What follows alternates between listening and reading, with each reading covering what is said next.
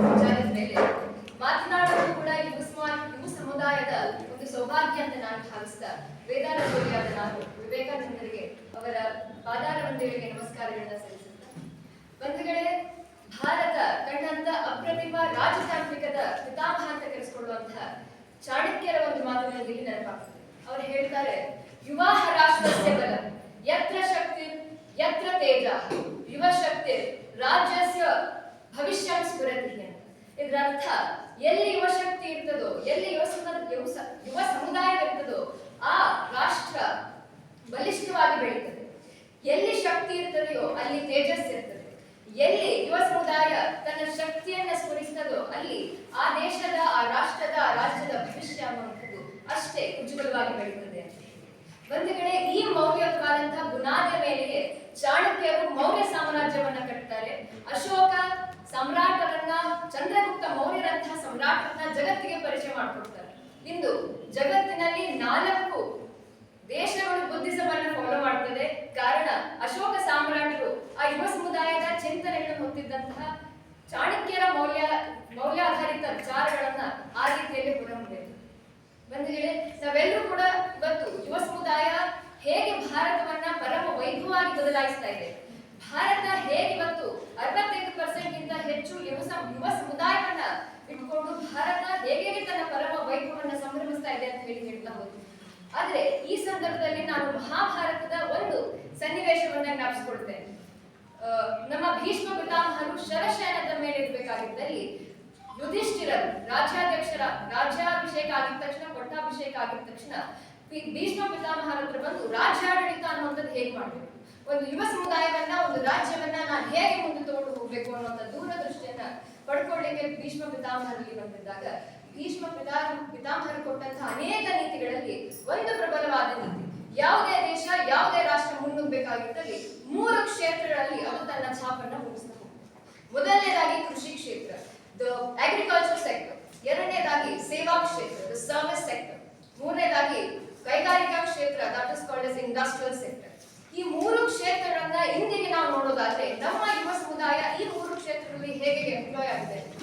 ಮೊದಲನೇದಾಗಿ ಕೃಷಿ ಕ್ಷೇತ್ರವನ್ನು ನಾವು ತೆಗೆದುಕೊಂಡಾಗ ನಮ್ಮ ಕೃಷಿ ಕ್ಷೇತ್ರದಲ್ಲಿ 53% ರಷ್ಟು ಯುವ ಸಮುದಾಯ actively as well as passively participate ಮಾಡ್ತಾ ಇದೆ, ಎಂಪ್ಲಾಯ್ಡ್ ಆಗಿದೆ.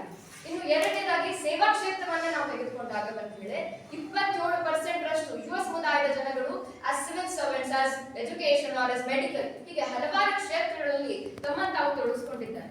ಇನ್ನು ಮೂರನೇದಾಗಿ ಕೈಗಾರಿಕಾ ಕ್ಷೇತ್ರ. We all spoke about Hegel-Beltke, we spoke about BrahMos, we spoke about Chandrayaan.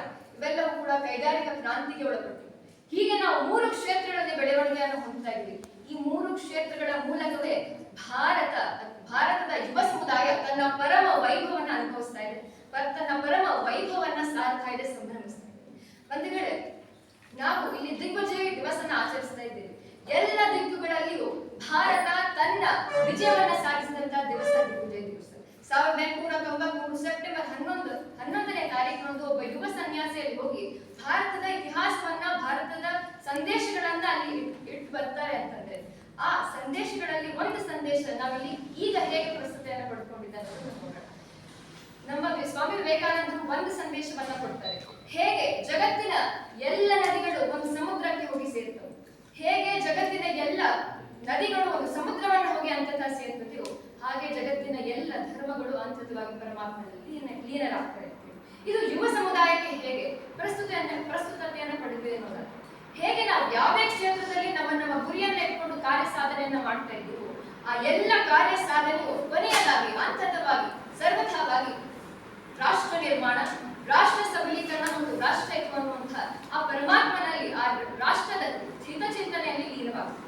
ಈ ರೀತಿಯಾಗಿ ನಮ್ಮ ಸ್ವಾಮಿ ವಿವೇಕಾನಂದರ ಅಂದಿನ ಚಿಂತನೆಗಳು ಇಂದಿನ ಯುವ ಸಮುದಾಯದಲ್ಲಿ ಲೀನವಾಗಬೇಕು, ಆ ಮೂಲಕ ಪ್ರಜ್ವಲಿತ.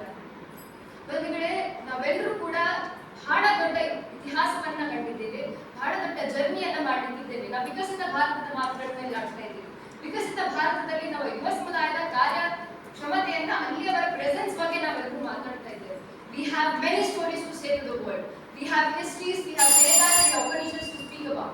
We have many revolutions to bring on. We have new narratives to speak about. We have new narratives to set and present narratives to change about ourselves to the world. trust me, only youth can do. ಆ ಯುವ ಸಮುದಾಯದಲ್ಲಿ ಮಾತ್ರ ಶಕ್ತಿ ಇರುವುದು. ಕಾರಣ ಅವರಲ್ಲಿರುವಂತಹ ರಚನಾತ್ಮಕತೆ, ಅವರಲ್ಲಿರುವಂತಹ ಕಾರ್ಯ ಸಾಧನೆ ಮಾಡಬೇಕು ಅನ್ನುವಂತಹ ಛಲ, ಏನೇ ಬಂದ್ರು ನಾನು ಕಾರ್ಯ ಮಾಡ್ತೇನೆ, ನನ್ನಲ್ಲಿ ಒಂದು ಗುರಿ ಇದೆ ಅನ್ನುವಂಥದ್ದು ಇವೆ ಯುವ ಸಮುದಾಯವನ್ನ ಒಂದು ಪರಮ ವೈಭವವಾಗಿ ನಾವು ನೋಡ್ಲಿಕ್ಕೆ ಕಾರಣ. ಒಂದೆಡೆ ನಾನು ಒಬ್ಬ ನಕ್ಸಲೇಟನ್ನ ನೋಡ್ತೀನಿ, ಇನ್ನೊಂದೆಡೆ ದೇಶಕ್ಕಾಗಿ ಹೋರಾಡುವಂತಹ ಯೋಧನನ್ನ ನೋಡ್ತೇನೆ. ಒಂದೆಡೆ ನಾನು ಸೋಲ್ಜರ್ ಅನ್ನ ನೋಡಿದ್ರೆ, ಇನ್ನೊಂದೆಡೆ ಭಯೋತ್ಪಾದಕ ಅಂತ ಹೇಳಿ ಭಯೋತ್ಪಾದನೆಯನ್ನು ಉಂಟು ಮಾಡ್ತಿರುವಂತಹ ಯುವನು ನೋಡ್ತೇನೆ. ಇವೆರಡೂ ಕೂಡ ಯುವ ಸಮುದಾಯಕ್ಕೆ ಸೇರಿರುವಂತಹ ಎರಡು ಅವಿಚ್ಛಿನ್ನ ಭಾಗಗಳಾದ್ರು ಈ ಎಷ್ಟು ಡಿಫರೆನ್ಸ್ ಯಾಕೆ ಅಂತ ನೋಡಿದಾಗ, uneducated and untrained and unethical youth is the only offering we can give to a bad nation. ಒಂದು ದೇಶಕ್ಕಾಗಿ ಏನನ್ನಾದ್ರೂ ಅದರ ಕೆಟ್ಟದನ್ನ ಬಯಸ್ಬೇಕಂತಂದ್ರೆ ಅಲ್ಲಿರುವಂತಹ ಯುವ ಸಮುದಾಯವನ್ನ ಹಾಳು ಮಾಡಿ ದೇಶ ಅದಾಗದೆ ಹಾಳ. ಹಾಗಾಗಿ train the youth on what? Ethically train ಮಾಡಿ, ರಚನಾತ್ಮಕವಾಗಿ ಅವರನ್ನ ಟ್ರೈನ್ ಮಾಡಿ, ಮುಂದೆ ಬರ್ಲಿಕ್ಕೆ ಅವರಿಗೆ ಟ್ರೈನ್ ಮಾಡಿ. We all say arise, awake, stop not until the goal is reached. But what's the goal?